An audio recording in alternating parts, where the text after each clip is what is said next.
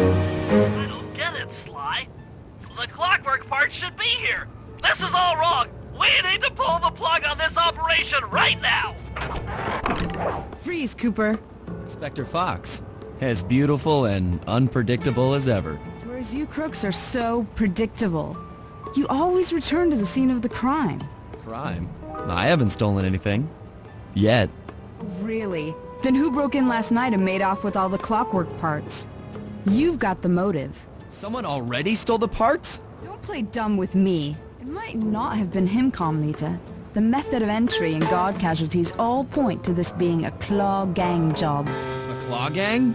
Constable Neela, I allowed you to sit in on this stakeout as a favor to the Contessa. I really don't need any help.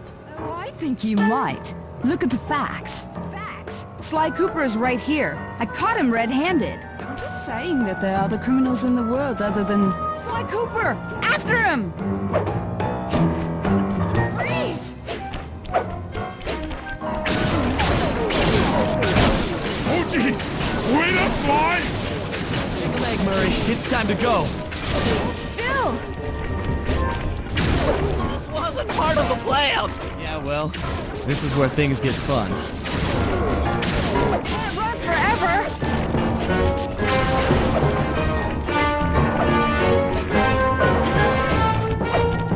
Come back here, Ringtail! This is getting a little hot. You guys go warm up the van. I'll keep Carmelita busy. You're all going to jail. Pick me up at the rendezvous.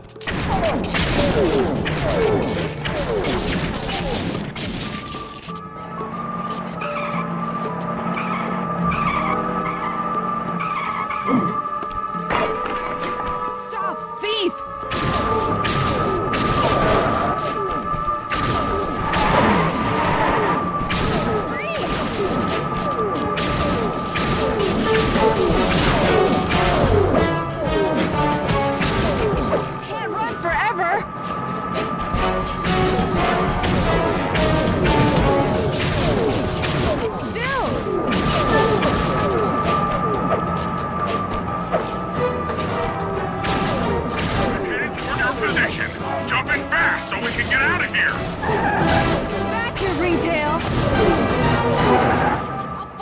Cooper!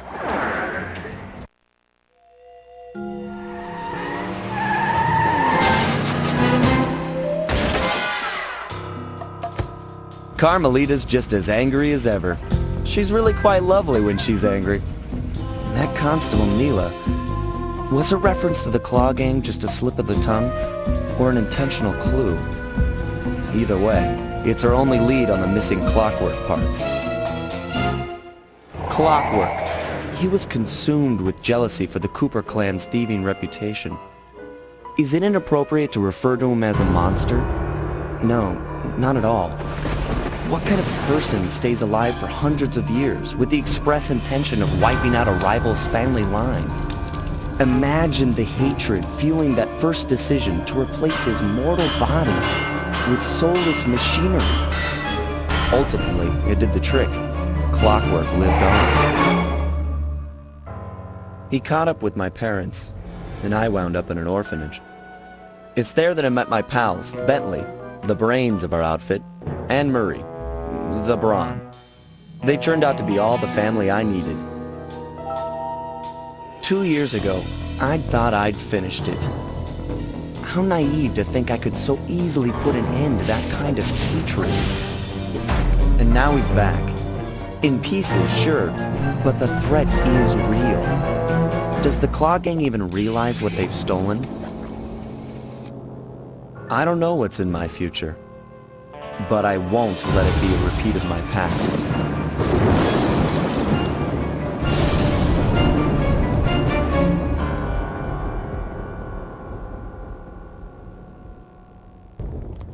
I had to call in a few favors to get the goods on the Klaww Gang's local operator, Dimitri, a sort of underworld celebrity, equally at home in high-class art circles and shady back-alley crimes.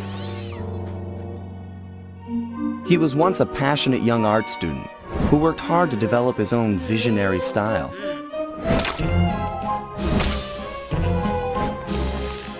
Unfortunately, the art world wasn't quite ready for his kinetic aesthetic. So he gave them what they wanted and started forging old masterpieces. His way of punishing those with bad taste. Dmitri now runs a nightclub on the west side. The thumping music, colorful light shows, and a hint of danger lure in chic young patrons from far and wide. And it's here, hidden somewhere, where we'll find the Clockwerk tail feathers. What Dmitri plans to do with the Clockwerk part is beyond me. But those plans end tonight.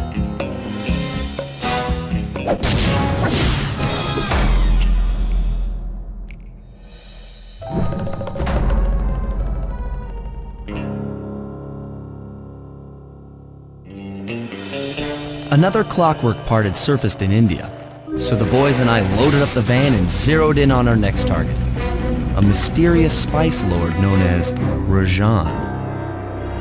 A self-made man who grew up poor on the streets of Calcutta, he started his life of crime selling illegal spices in the black market, eventually growing his small outfit to a sizable operation, and earning himself a seat in the prestigious Klaww Gang. He's since crowned himself Lord of the Hills, and while he goes to great lengths to convince others of his royalty, it's mostly to convince himself. True to form, he's holding a lavish ball in his newly purchased ancestral palace. The reason? To show off his latest acquisition, the Clockwerk wings. The symbol of my enemy. If you saw the wings silhouetted against the night sky, it was already too late for you, especially if your name was Cooper. Rajan believes displaying the wings will bring him prestige, and maybe they will, but they're also bringing me.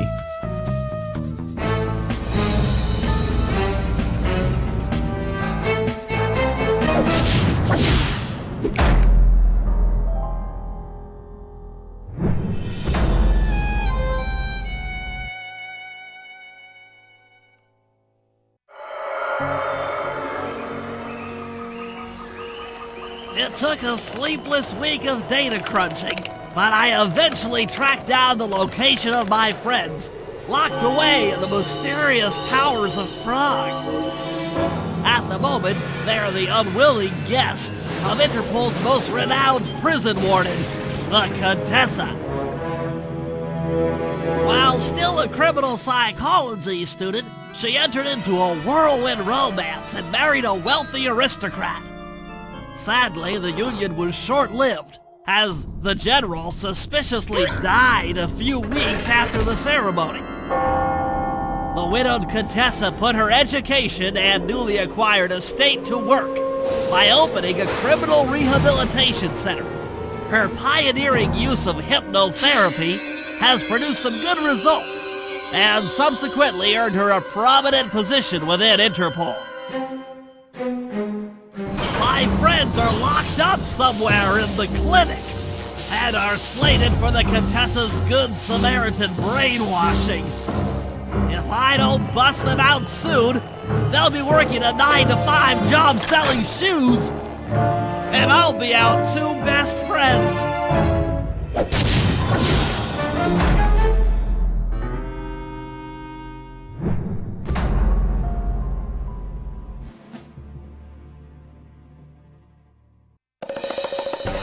Following the trail of spice shipments, we made our way up to Nunavut Bay, Canada, the secret hub of Jean Bisson's shipping empire.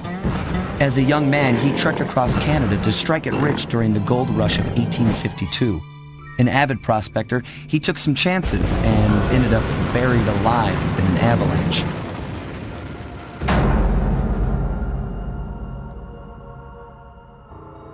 Miraculously, the quick freeze kept him alive, and 120 years later, thanks to global warming, he thawed out. A product of his time, he dreams of taming the wild north, damming every river and chopping down all the trees, with progress delivered at the sharp end of an axe. Shipping spice for the Klaww Gang proved a lucrative way to bankroll his one-man war against nature, and yet, I have to feel a little sorry for him. He's just a normal guy from the 1850s. Back in his day, he'd be a hero, but today, he's a villain. Either way, that man's got more than his fair share of the Clockwerk parts. What a low-tech guy like Jean Bassan is doing with robot parts is a mystery. I almost don't want to know. But as always, it's only a matter of time before I find out.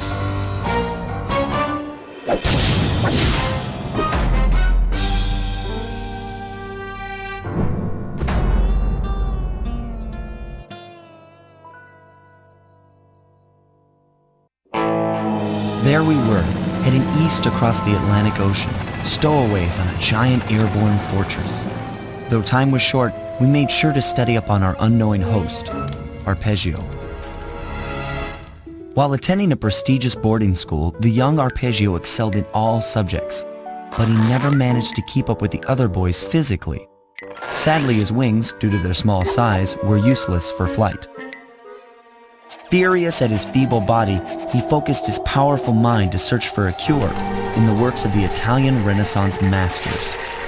Their notebooks provided the springboard for this sinister young genius, and it wasn't long before the Klaww Gang took him on as chief inventor. His talents must have been at work repurposing all the Clockwerk parts for their criminal schemes, and now this mastermind is in possession of all the parts.